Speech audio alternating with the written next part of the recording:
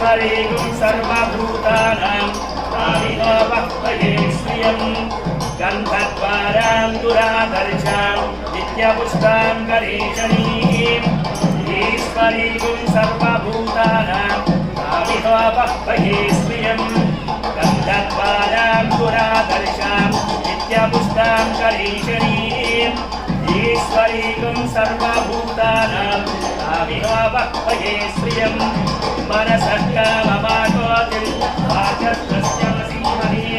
वसूनां रूपमन्नस्य वयश्री प्रियकाम्यसः अग्नमेन प्रजाभूतामयसम्भवगद्धमान् श्रियं वासय मे कुले मातरं पद्ममालिनीम् आपश्रयन्तस्निग्धानि चित्ते तव समे गृहे निजदेवीं मातरं श्रियं वासय मे कुले आद्रां यः करणीं यष्टिं सुवर्णां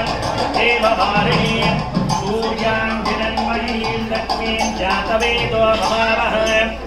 आद्रां